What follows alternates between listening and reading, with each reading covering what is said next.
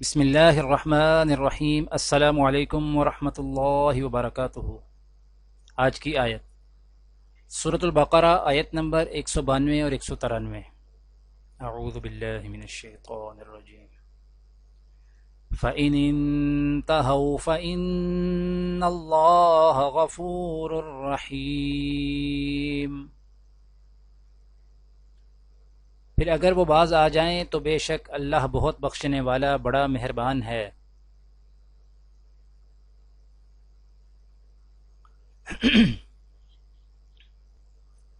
وَقَاتِلُوهُمْ حَتَّى لَا تَكُونَ فِتْنَةٌ وَيَكُونَ الدِّينُ لِلَّهِ فَإِنِ انتهوا فَلَا عُدْوَانَ إِلَّا عَلَى الظَّالِمِينَ۔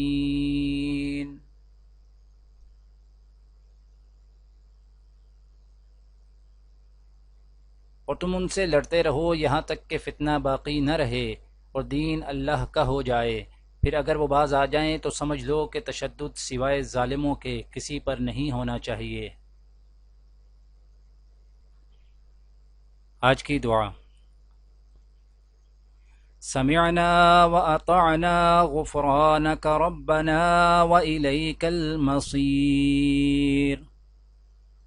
ہم نے اللہ اور رسول کے احکام کو توجہ سے سن لیا ہے اور ہم خوشی سے ان کی تعمیل کرتے ہیں۔ اے ہمارے پروردگار، ہم آپ کی مغفرت کے طلبگار ہیں اور آپ ہی کی طرف ہمیں لوٹ کر جانا ہے۔ آج کی حدیث۔ حضرت عائشہ رضی اللہ تعالی عنہ نے کہا، ہم نے نبی کریم صلی اللہ علیہ وآلہ وسلم کے مرض وفات میں دوا آپ کے منہ میں ڈالی تو آپ نے ہمیں اشارہ کیا کہ دوا منہ میں نہ ڈالو۔ ہم نے خیال کیا کہ مریض کو دوا سے جو نفرت ہوتی ہے اس کی وجہ سے نبی کریم صلی اللہ علیہ وآلہ وسلم منع فرما رہے ہیں۔ پھر جب آپ کو ہوش ہوا تو آپ صلی اللہ علیہ وآلہ وسلم نے فرمایا کہ کیوں میں نے تمہیں منع نہیں کیا تھا کہ دوا میرے منہ میں نہ ڈالو؟ ہم نے عرض کیا کہ یہ شاید آپ نے مریض کی دوا سے طبعی نفرت کی وجہ سے فرمایا ہوگا۔ اس پر نبی کریم صلی اللہ علیہ وآلہ وسلم نے فرمایا کہ اب گھر میں جتنے لوگ اس وقت موجود ہیں سب کے منہ میں دوا ڈالی جائے اور میں دیکھتا رہوں گا، البتہ عباس کو چھوڑ دیا جائے کیونکہ وہ میرے منہ میں دوا ڈالتے وقت موجود نہ تھے، بعد میں آئے۔